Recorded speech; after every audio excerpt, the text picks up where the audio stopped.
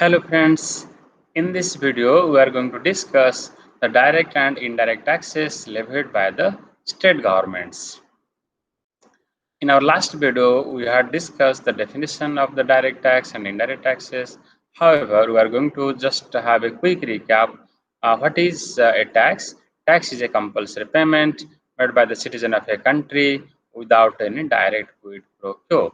That means a tax is a compulsory payment if you are eligible to pay the tax, and then when you pay the tax you do not expect directly any benefit in proportion to your tax, because without paying a tax also a person can receive the benefit, but even if you are paying a tax you do not expect same amount of benefit from the government.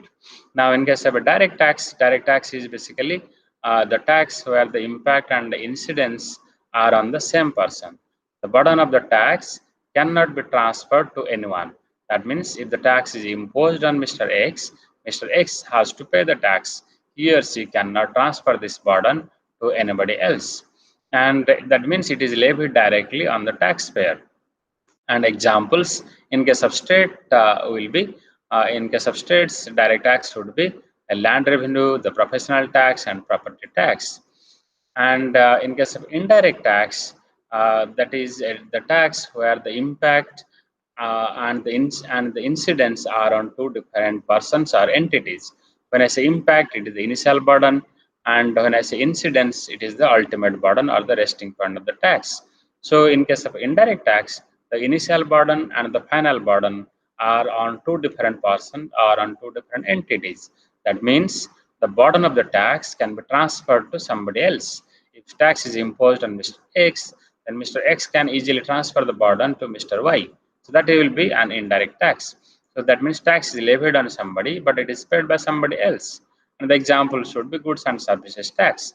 So goods and in case of goods and services tax, the seller basically pays the tax to the government, but the buyer of the commodity or the service basically pays the GST.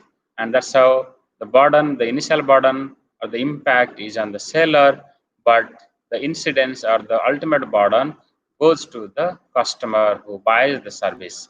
So that is why it is known as indirect tax. And then example should be GST and then excise duty and sales tax. These things we have discussed in our previous video. Now, what are the direct taxes of the state government? State government actually has very few direct taxes, and then those direct taxes basically yield very less revenue. That is why this is called as inelastic direct taxes of the state government. Most of the elastic taxes actually are with the union government, and but however, a few direct taxes have been assigned to the state government. And of course, we have discussed in another video that the seventh schedule basically talks about the division of the power between the center and the state, and also the concurrent list. So the union list and state list and concurrent list basically describes the taxation power of the state government and union government. Now, in that, it is mentioned that the land revenue, then the stamp and registration fees, and taxes on agriculture income, taxes on minerals. These are basically the direct taxes. Similarly, now we have also the professional tax. That is also a direct tax of the state government. So in case of direct taxes, you know that land revenue gives very low amount of revenue, and in most of the states, the land revenue has not been revised for a long time, so it yields very less revenue. Then we have stamps and registration fees. This is a major source of revenue for the state governments, but again, the government does not get the desirable amount of stamps and registration fees. And coming to the taxes on agriculture income, this has been a very controversial topic in India. No, farmers are not basically taxed. Only a few states have proposed to impose and collect taxes, but then they have not been successful in collecting the taxes on the agriculture income. But of course, in a few states, we see the taxes of agriculture income, and only in case of the commercial crops. But again, it doesn't yield much income. And then we have professional tax, which is not mentioned here. But the professional tax is also part of the direct taxes of the state government. even if you are paying an income tax to the union government, you will have to pay a professional tax in which you are doing the job. Even if you are a central government employee, you will have to pay the professional tax to the state in which you are doing the job. And then taxes on the mineral rights, of course, this is a direct tax collected by the state government, but remember, the regulatory authority over the minerals are with the union government.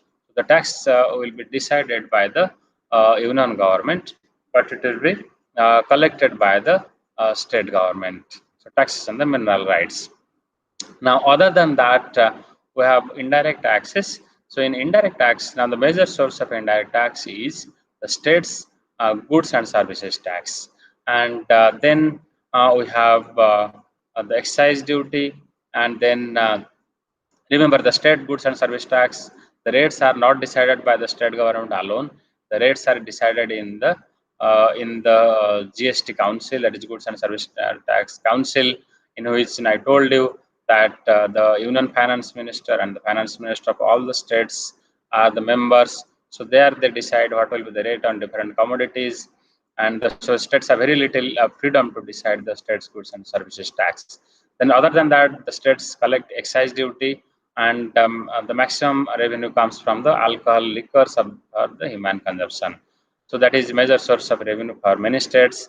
But very recently, many states have put a ban on the sale of the alcohol, like Bihar. Then we have Gujarat. Similarly, Kerala partially, had put a ban on the alcoholic liquor sales.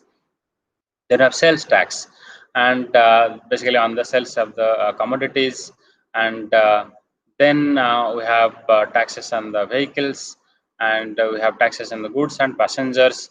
Then we have taxes and duties on electricity, and then other taxes and duties, very small amount of taxes. Okay, so no, in indirect taxes, and I told you that the major source of revenue is basically for the states goods and coming from the states goods and service tax, and then excise duty, and sales tax, only a very few commodities on which no sales tax is imposed, because most of the taxes are now collected under the goods and service tax. And then but some revenue comes from the goods and passenger tax, and then no, of course, electricity also contributes no a sizable amount of revenue to the state government. So these are basically the indirect taxes of the state government. uh, thank you for watching this video. I hope no you understood the video, and if you have liked this video, please click on like, and subscribe this channel, and share this video with your friends. Thank you very much for watching this video.